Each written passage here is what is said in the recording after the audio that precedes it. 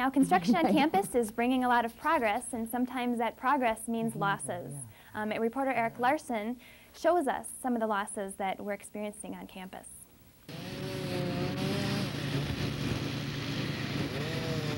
When there's a conflict between beauty and progress, something has to give.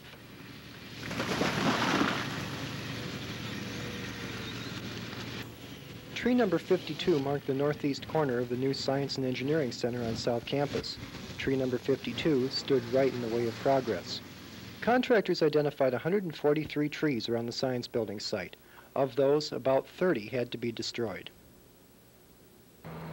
They don't care about the trees, but they care about the whole big building that they're putting there.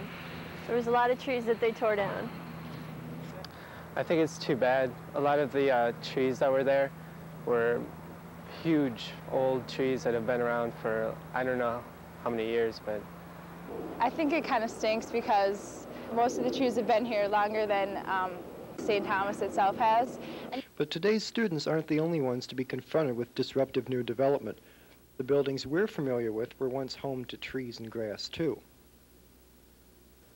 My first year here was 1968, and that fall there was the groundbreaking for OEC.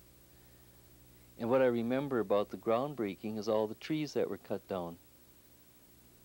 There was a big controversy about that too back then. Though we don't think about it, there's a long history behind the grounds we're familiar with. This tree's seen probably 80 years of St. Thomas students come and go, and just as those students are no longer here, someday this tree will be gone too. Though it's sad to see decades of majestic growth intentionally destroyed in a few seconds, tree number 52 would have died someday, only to be replaced by other trees. Trees that were young enough and small enough have been moved to new homes. To date, 43 trees have been transplanted, and some trees didn't need to be moved at all. Remaining on South Campus are dozens of trees tied with bright yellow ribbons, ribbons that keep them safe from cutting.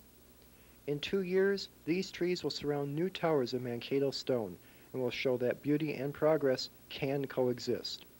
With Jon Dueck, this has been Eric Larson for Campus Scope.